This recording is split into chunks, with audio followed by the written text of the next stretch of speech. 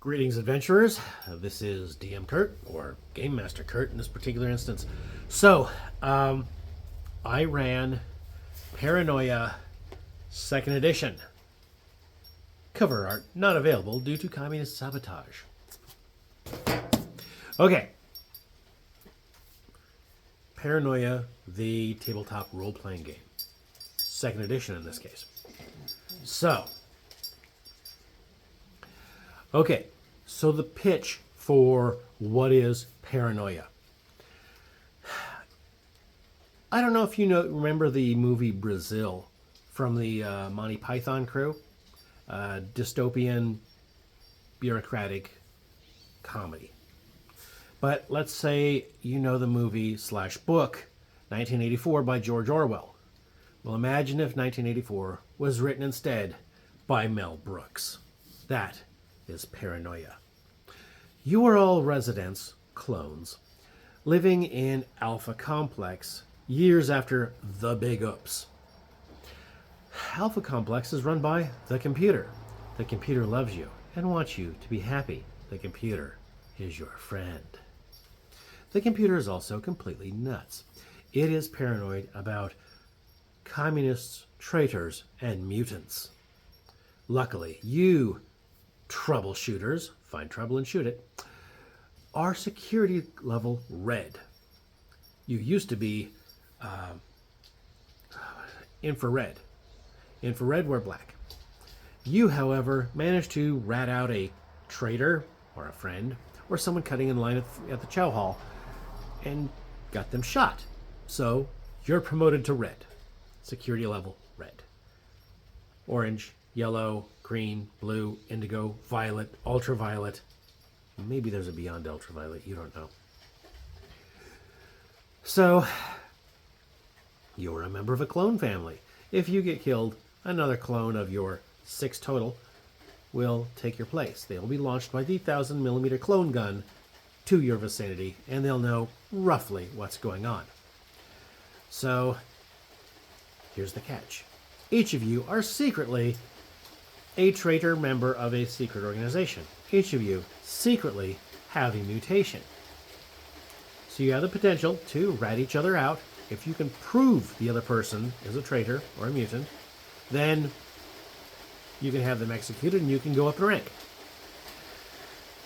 Our party did not manage to do that, but we only played 1 session. So, yeah, there's a little rate. Okay. I gave everybody pre-generated characters. They had some in the book from 2nd edition. Pre-gens, perfect.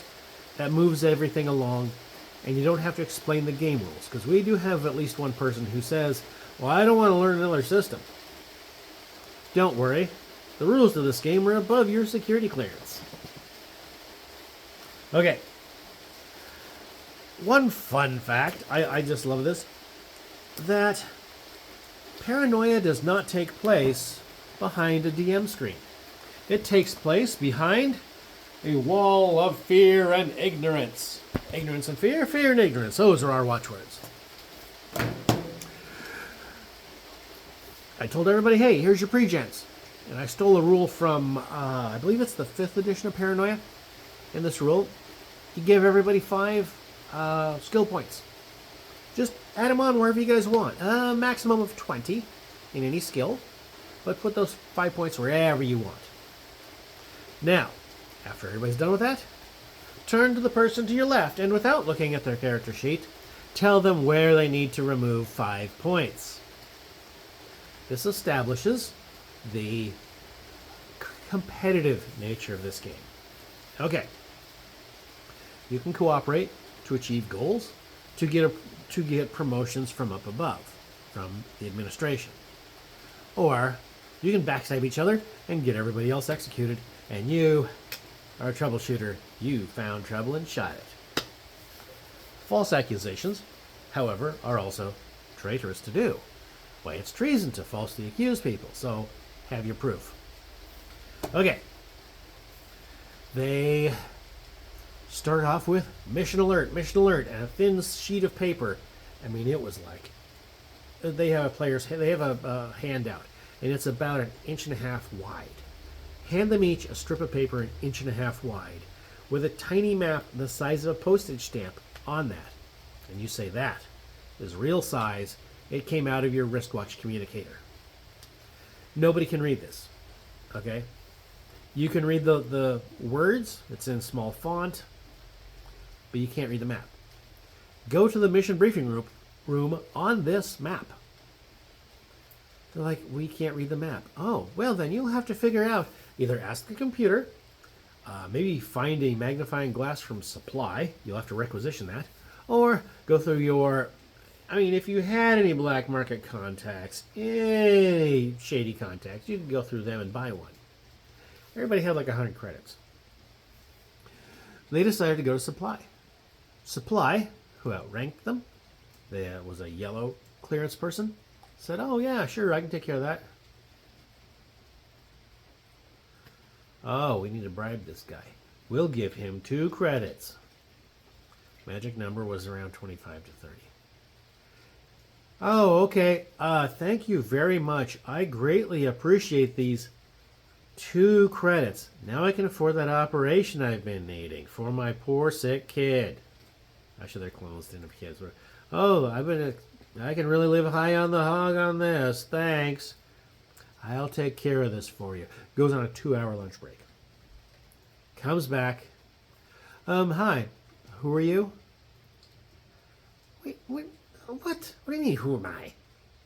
They got all flustered. One of them tried to... this one guy that I randomly assigned a character happened to be a female character, and he is a little weird about females. Oh, I'm going to grab him by the you-know-what. Okay, you're clones. That is the vestigial organ he urinates from. And you're going to grab him by that? Okay. Yeah, and I'm going to threaten him. He's got guards with him. They shoot you dead. And boom. Right at 2 after your name. They eventually figure out how to, circumvent this. There was a little frustration on my part. I'm like, these guys, they have multiple options without even, just try to problem solve, guys. Okay. They eventually go through the bureaucracy and they go to research and development. They're given a list. Hey, here's some stuff from R&D.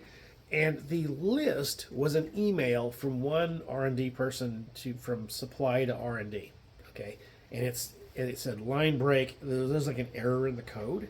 It says, assign these idiots anything you want that you want to clear out, that you want to get rid of, because this is a suicide mission anyway. Also, these items. Roger that. I'll clear out the warehouse. We offered them like 5,000 oval-shaped ball bearings, 1 ferricum of neutronium, 5% DNA in a nutrient broth, 1,000 kilogram statue of Tila O'Malley, laser barrels, because in this game, every laser weapon shoots using a different barrel.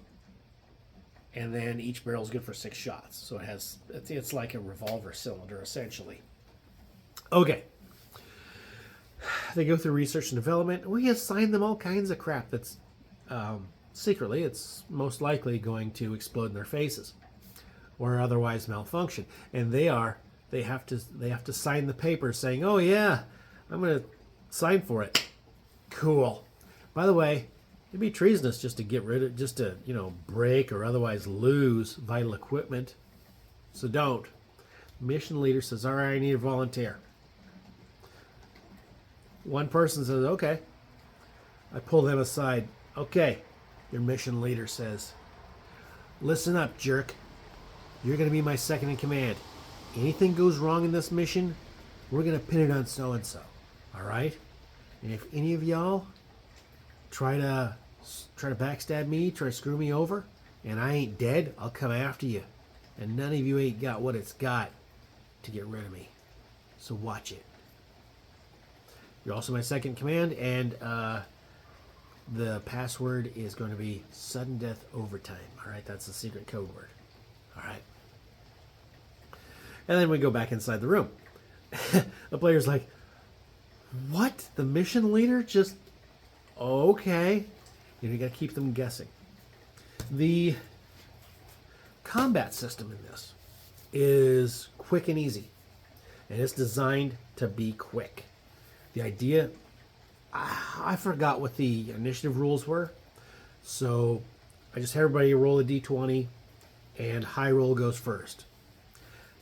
Maybe there's a dex modifier in there that I could have assigned. Whatever. Steve went first. I said, okay, Steve, what you doing? Well, I'm going to shoot the guy. Cool. Roll under your laser weapon skill. It's a roll under system. Situational modifiers are either +4 or -4. That's it. So I just say roll under. Pew, I missed. Okay, cool. Tristan, what do you do?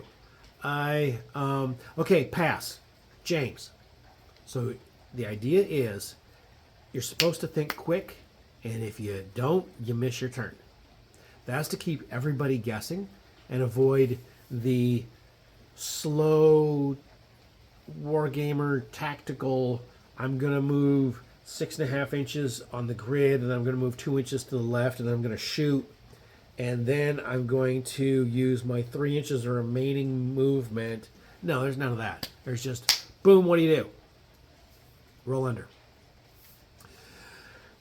In order to keep combat quick, what they do is every weapon has a different damage rating. You don't have hit points, okay? You might have modifiers that can basically be a damage resistance. So let's say somebody uses a sonic rifle, damage number 8. If you have 3 points of armor, that 8 goes down to a 5. Okay, damage number 5. I roll a d20. 1 through 7, no effect. 8 through 15, stun. 16 to 17, wound. 18, 19, incapacitate. 20 is kill, and there is no vaporize. However, if you blow up, what is the most damaging thing I can find real quick?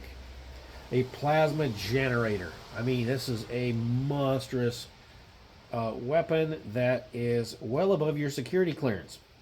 But it has a damage number of 20.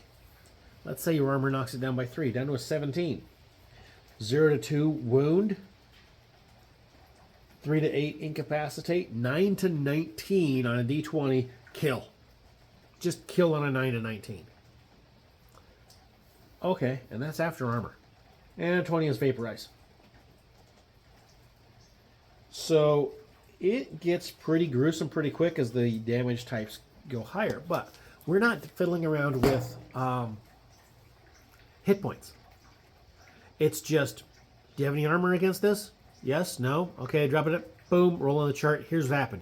You're wounded, you're incapacitated.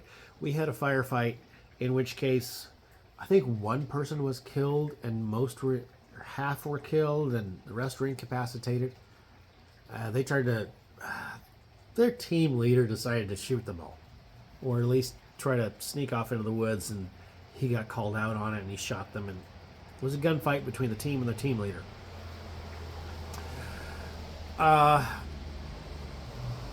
That went well for me, and he basically incapacitated everybody. Left. We had 3 people killed in one situation, and for the people who were remaining, I just rolled dice. And I said, okay, the 1,000mm clone gun goes off, and you, agility save, roll under agility. He failed. When you die in this game, you just get a clone. Well, you are a clone, one of 6 clones. So the 1,000mm clone gun goes off, the shell lands right on top of him, killing him. The clone of the other dead guy, hey everybody, what happened? You know, how's there? And then after he got killed by the clone gun, his clone showed up, and okay, now everybody who's been killed so far and came back, add a number to the end of your name. If all 6 members of a clone family are killed, then that means that clone family has been properly tested through research and development. We had, in the end, an average of 2 deaths per player. Only one of the players managed to achieve any of the goals of their secret society, and that was one of anarchism, nihilism, and sabotage. Because he accidentally blew up the transport vehicle they were traveling in because the instruction manual was not available to their clearance level. The AI went berserk and shut down. And he accidentally pressed the open all the doors button on a submarine. A legged submarine. Which flooded it, and then everybody had to swim to the top, and then we had somebody have to do agility checks to get out of their exoskeleton, because they got the big loader from Aliens as their research development thing, and it didn't work. So they were going to go to Davy Jones's locker. But I asked the players afterwards, I said, hey, did you guys have fun? Because they looked like they were having fun throughout. They said, oh yeah, we were having a good time. Don't know if there's really material to do a whole campaign of this, but it was a good one-shot. I mean, I'd do a one-shot of that before. There was 2 guys that played Paranoia before. They both loved it.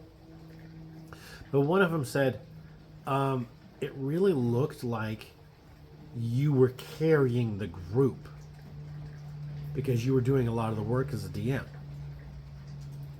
And I thought about that, and I go, well, yeah, I was doing a lot of the work.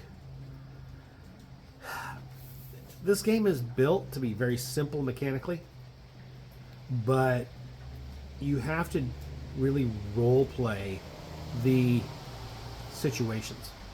This forced me to exercise my role play muscles. Okay. Paranoia is fun, you know. It takes place not behind a DM screen, but behind a wall of ignorance and fear. I'm actually going to keep that for my screen when I play the games. But you have to role play it, and you have to really get the setting to come to life. Now, when I'm playing or running a game in a group I'm not really comfortable in, okay, it's easy for me to default to the mechanics. Okay, I'll be like, okay, on 5s I'll do this attack and d20 11 plus my modifiers of 5, 16, 11 and 5, 16. Okay, and then I do this much damage with my such and such. You know, that's the locking down. That's, you know, trying to get into yourself because you don't really feel expressive.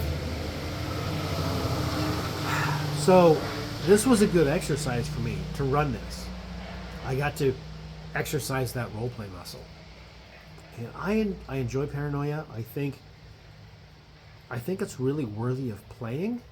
I think it's worth running. It's just a little more work roleplay wise than the way a lot of people play, like D&D even. A lot of people will play D&D. Okay, cool. I go on 16s, and for my bonus action I do this, and then for my regular action I do this, which saves me a free action to do this. Now I moved this much before I did the action, and then I got this much remaining move. And I'll use the remaining move to get behind cover at the end of my turn. Okay. You know, you're going into the, I have all these rules, I have all these abilities. But yeah, Paranoia. We had a good time, and I would recommend it. DM Kurt, out.